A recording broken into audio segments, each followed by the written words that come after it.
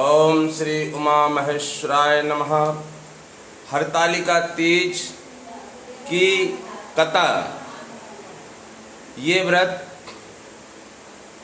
अपने पति की लंबी आयु के लिए प्रत्येक औरत को करना चाहिए। कुंवारी कन्याओं को भी मन भावन पति चाहने के लिए भी इस व्रत को किया जाता है। व्रत की कथा इस प्रकार है कि श्री परम पावन भूमि कैलाश पर्वत पर विशाल वट के नीचे भगवान शिव, पार्वती जी सभी गणों सहित बागांबर पर विराजमान थे। बलवान वीरभद्र, भृंगी, श्रृंगी, नंदी आदि आदि अपने अपने पैरों पर सदाशिव के दरबार की शोभा बढ़ा रहे थे। गंधर्वगण, किन्नर, ऋषि श्री भोले बाबा की विविध प्रकार से अनुष्ठान छंदों से स्तुति गान कर रहे थे और उसी शुभ अवसर पर महारानी पार्वती जी ने भगवान शिव से दोनों हाथ जोड़कर प्रश्न किया कि हे महेश्वर, मेरे बड़े सौभाग्य हैं जो मैंने आप जैसे अर्धांगी पति को वर्ण किया अर्थात प्राप्त किया है। क्या मैं जान सकती हूँ कि मैंने वे कौन सा पुण्य अर्जन किया, अगले जन्म में कौन सा पुण्य किया जिससे आप मेरे पति प्राप्त हुए हैं। आप अंतर्यामी हैं, मुझ दासी को संपूर्ण वर्णन करके बताइए। महारानी पार्वती जी की ऐसी प्रार्थना सुनने पर शिवजी बोले कि हे वरानने, तुमने अति उत्तम पुण्य का संग्रह किया था जिससे मुझे प्राप्त किया है। वे अति सुंदर गुप्त व्रत है, पर तुम्हारे पर मैं प्रसन्न होकर कह देता हूँ अर्थात प्रकट कर देता हूँ। वे ये है कि भादो मास के शुक्ल पक्ष की तीज का व्रत हरतालिका तीज व्रत के नाम से प्रसिद्ध है। ये व्रत तारागणों में चंद्रमा, नवग्रहों में सूर्य और वर्णों में ब्राह्मण, देवताओं में गंगा, पुराणों में महाभारत, वेदों में सोम, इंद्रियों में मन, ऐसा ये श्रेष्ठ व्रत है जो तीज हस्त नक्षत्र युक्त पड़े अर्थात तीज के दिन हस्त नक्षत्र होना चाहिए। वह और भी महान पुण्यदायक होती है। ऐसा सुनकर पार्वती जी ने कहा, है महेश्वर, मैंने कब और कैसे ये तीजा व्रत किया था, विस्तार के साथ श्रवण कराने की इच्छा करें।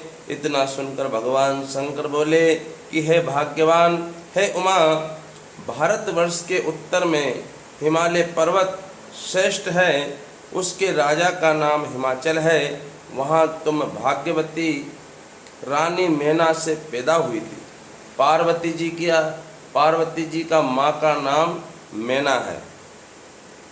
तुमने बाल्यावस्था से ही मेरी आराधना करना आरंभ कर दिया।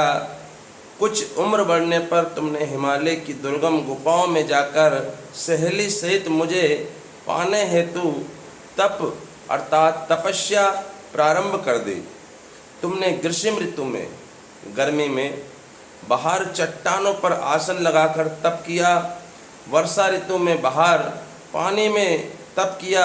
हिम ऋतु में पानी में खड़े होकर मेरे ध्यान में संलग्न रही। इस प्रकार 6 ऋतुओं में तपस्या करने पर भी जब मेरे दर्शन न मिले, तब तुमने ऊर्ध्वमुख होकर केवल वायु का सेवन करके फिर वृक्षों के सूखे पत्ते खाकर इस शरीर को क्षीण किया। ऐसी तपस्या में लीन देखकर महाराज हिमाचल को अति चिंता हुई और तुम्हारे विवाह हेतु चिंता करने लगे।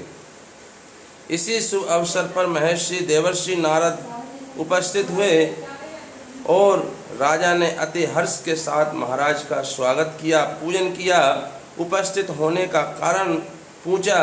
नारद जी ने कहा, है राजन, मैं भगवान विष्णु का भेजा हुआ आया हूँ। मैं चाहता हूँ कि आपकी सुंदर कन्या को सौभाग्य योग वर प्राप्त हो।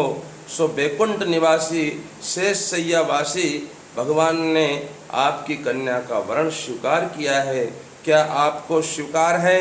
राजा हिमाचल ने कहा, महाराज, मेरे सौभाग्य है जो मेरी कन्या को भगवान विष्णु ने स्वीकार किया है। मेरा और मेरी कन्या का सौभाग्य है, सो मैं स्वीकार करता हूँ। अवश्य मैं अपनी कन्या का विवाह उमा का वरदान कर दूंगा। ये सुनिश्चित जाने पर नारद जी बैकुंठ पहुंचकर भगवान विष्णु से पार्वती जी के विवाह का पूर्ण होना सुनाया। इधर महाराज हिमाचल ने वन में पहुंचकर पार्वती जी को भगवान विष्णु का विवाह होने का निश्चय हो सुनाया।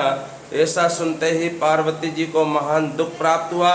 उस दुख से तुम विलग्न होकर अपनी सखी के पास पहुंचकर विलाप करने लगी, अर्थात रोने लगी।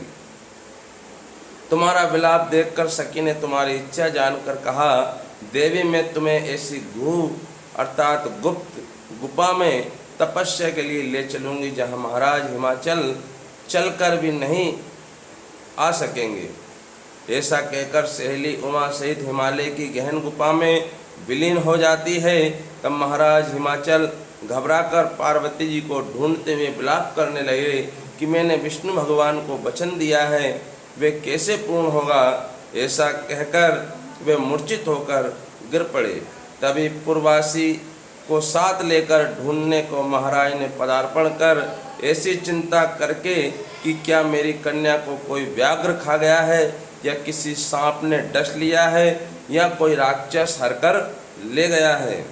उस समय तुम अपनी सहेली के साथ गहन गुफा में पहुंचकर बिना जल अन्न से मेरे व्रत को आरंभ करके नदी की बालू का लिंग स्थापित कर विविध वन पुष्प फलों से पूजन करने लगी। उसी दिन भादो मास की तृतीया शुक्ल पक्ष हस्त नक्षत्र युक्त प्राप्त थी। मेरी पूजा के फलस्वरूप तेरी पूजा के फलस्वरूप मेरा सिंहासन हिल उठा, तो मैंने तुम्हें दर्शन दिया और तुमने कहा कि देवी मैं तुम्हारे व्रत और पूजन से अति प्रसन्न हूँ, तुम अपनी कामना का मुझसे वर्ण करो। इतना सुनकर तुमने लज्जित भाव से प्रार्थना की, आप अंतर्यामी हैं, मेरे मन के भाव को आपसे छुपे नहीं हैं, आपको पति के रूप में चाहती हूँ। इतना सुनकर मैंने तुम्हें एवमस्तु इच्छित पूर्ण वरदान देकर अंतर ध्यान हो गया। इसके बाद तुम्हारे पिता हिमाचल मंत्रियों सहित ढूंढते ढूंढते नदी के तट पर शोक के मारे मूर्छित होकर फिर गिर पड़े। उसी समय मैं माँ पार्वती की सहेली का नाम था मैं सहेली के मेरी बालू की मूर्ति विसर्जन करने हेतु नदी के तट पर पहुंची। उसी समय तुम्हारे नगर निवासी मंत्रीगण मैं हिमालय के तुम्हारे दर्शन कर अति प्रसन्नता को प्राप्त हुए और लिपट लिपट कर रोने लगे। बोले कि हे उमा, तुम इस भयंकर वन में कैसे चली आई जो अति भयानक है, जहाँ सिंह व्याघ्र जहरीले भयंकर सर्पों का निवास है, जहाँ मनुष्य के प्राण संकट में हो सकते हैं। इससे हे पुत्री, इस भयंकर वन को त्याग के अपने गृह को प्रस्थान करो। पिता के ऐसा कहने पर तुमने कहा, पिताजी मेरा विवाह तुमने भगवान विष्णु के साथ स्वीकार कर लिया, इससे मैं इसी वन में रहकर अपने प्राणों का विसर्जन कर दूंगी। ऐसा सुनकर महाराज हिमाचल अति दुखी हुए और बोले कि हे प्यारी पुत्री, तुम शोक मत करो, मैं तुम्हारा विवाह कदापि भगवान विष्णु के साथ नहीं करूंगा। तुम्हारा अभिष्ट वर जो तुम्हें प्राप्त है, उन्हीं सदाशिव के साथ तुम्हारा विवाह करूंगा।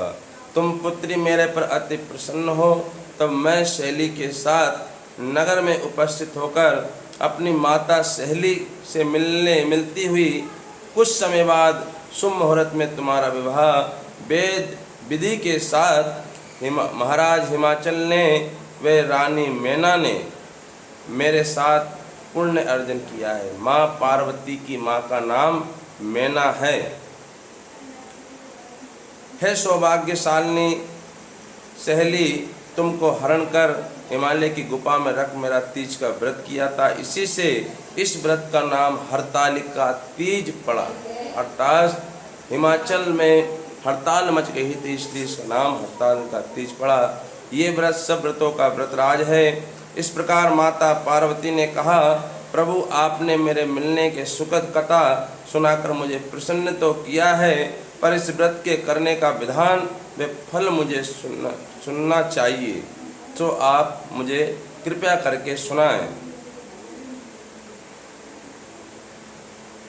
इतना सुनकर भगवान शिव ने कहा, है प्रिय, मैं इस व्रतराज का सविधान फल सुना रहा हूँ। ये व्रत सौभाग्यवती नारी व पति चाहने वाली कन्याओं को अवश्य करना चाहिए।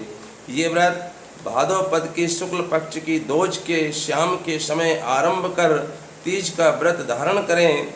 ये व्रत निराहार, बिना फल आहार और निर्जला होकर करना चाहिए। भगवान शिव पार्वती जी की प्रतिमा स्वर्ण की स्थापित करके, केले पुष्प आदि के खंभे स्थापित करके, रेशमी वस्त्र के चंदवार तानकर, बंदरवार लगाकर शिव का बालू का लिंग स्थापित करके पूजन, वैदिक मंत्रों से स्तुति गान, भैरवी संगी, मृदंग, झांझर आदि से रात्रि में जागरण करना चाहिए। भगवान शिव की पूजन करने के बाद फल फूल, पकवान, लड्डू, मेवा, मिष्टान, तरह तरह के भोग की सामग्री समर्पण कर फिर ब्राह्मणों को द्रव्य अर्थात पैसा, अन्न, वस्त्र, पात्र आदि का दान श्रद्धा युक्त देना चाहिए। प्रार्थना के समय अपनी कामना को भगवान के सामने प्रेरित करें और फिर पार्वती से प्रार्थना करें। प्रार्थना इस प्रकार है, हे जगत माता, हे जगत जननी, हे मेरी भाग्य विदाता, तुम हो पार्वती शिव प्यारी, तुम दाता नंद नंदन पुरारी, सत्य संतों में रेख तुम्हारी, जय हो आनंद दाता, इच्छित वर में तुमको पावो, भूल चूक को दुख न उठावो, भाव भक्ति को तुम में पावो, कर दो पूर्ण दाता, हे जगत जननी, हे पार्वती माता। प्रार्थना के बाद दोनों हाथ जोड़कर पुष्पांजलि समर्पण करें। फिर चतुर्थी के दिन शिवलिंग किसी नदी अथवा तालाब में विसर्जन करें। फिर 3 ब्राह्मणों को भोजन कराकर दक्षिणा देवे। ये व्रत पूर्ण होने से नारी सौभाग्यवती होती है और धन व पुत्र पौत्र से सुखी जीवन व्यतीत करती है। कन्याओं को व्रत करने से कुलीन, विद्वान, धनवान वर को प्राप्त होना सौभाग्य होता है। हे देवी, जो सौभाग्यवती नारी इस व्रत को नहीं धारण करती है, वे बार बार वैधव व पुत्र शोक को प्राप्त होती है। जो नारी तीज के दिन व्रत रहकर चोरी से अन्न खाती है, वे सूकरी का जन्म पाती है। जो फल खाती है, वे बंदरिया की योनि प्राप्त करती है। जो जल पीती है, वे जोग का जन्म लेती है। जो दूध पीती है, वह सर्पणी हो जाती है। जो नारी मांस खाती है, बाघनी होती है। जो दही खाती है, बिल्ली का जन्म पाती है। जो मिठाई खाती है, वह चिंटी का जन्म धारण करती है। जो सब चीज़ें खाती है, मक्खी का जन्म लेती है। उस दिन सोती है, वे अजगरी बनती है, मतलब सांपनी, अजगरनी की योनि प्राप्त करती है। उमा, जो इस व्रत को श्रद्धा विधि से धारण करती है, वे मुझसा पति प्राप्त करती है। दूसरे जन्म में तुम्हारे समान स्वरूप वाली सुंदर होकर के संसार के उत्तम उत्तम सुख भोग को प्राप्त होती है। इस व्रत के करने के बाद नारी शिवलोकवासी होती है। बोल शंकर भगवान की जय। उमा महेश्वराय नमः। सभी माता बहनों से निवेदन है कि पूजन जो भी सामान भगवान भोलेनाथ को समर्पित करें, प्रत्येक सामान को समर्पित करने पर ओम नमः शिवाय, ओम नमः शिवाय, ओम नमः शिवाय का जाप करती रहें, जिससे भगवान स्वयं धारण करते हैं। ओम नमः शिवाय।